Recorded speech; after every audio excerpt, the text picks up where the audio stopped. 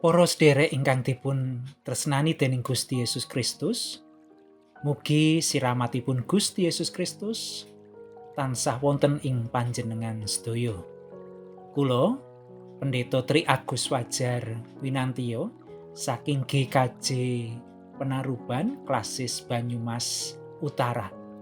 Badhe maosaken renungan padintenan sadar Setu 11 Januari taun 2026 kanthi jejer Gusti ingkang ngagem. Nanging Saulus saya mundhak gedhe daya prabawane lan gawe judeking wong-wong Yahudi kang manggon ing Damsik. Lelakone para rasul 9 ayat 21. John Newton ingkang nyerat himne Amazing Grace KJ 12 Ajaib Benar Anugrah menika minangka conto nyata kados pundi Gusti Allah ngewahi gesangipun tiyang saking tiyang mursal dados abdinipun Gusti.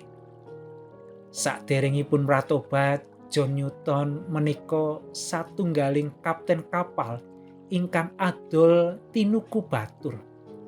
Gesangipun kebak ing raos sengit, tindak kekerasan lan boten purun ngatosaken tiyang sanes.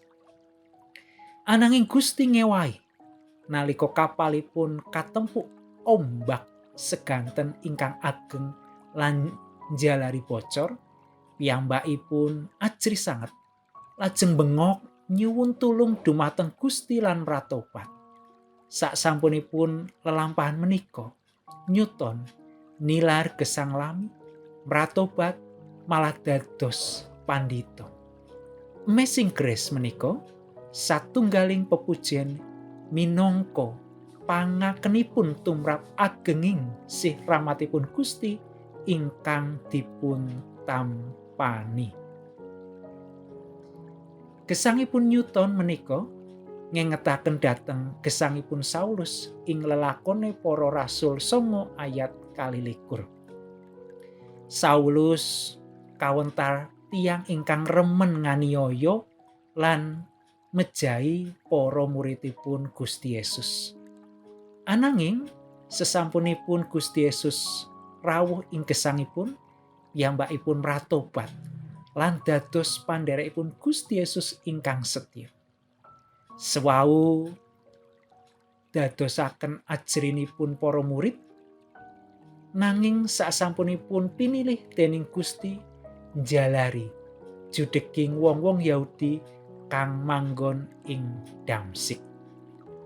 Paulus pinilih lan kaparingan panguwasipun Gusti Yesus kangge martosaken Injil dhateng tiang-tiang Yahudi dalah bangsa sanes. Piyambakipun sampun mbuktekaken bilih Gusti Yesus menika Sang Mesih.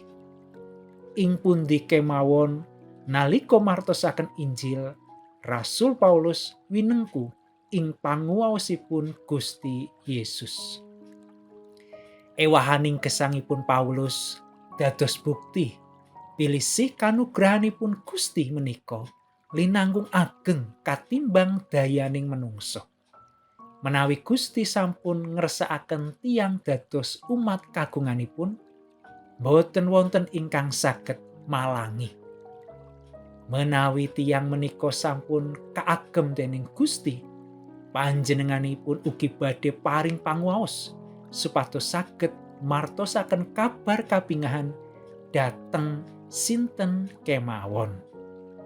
Mekaten pamaos renungan sadar, mugi Gusti berkahi kita sedaya.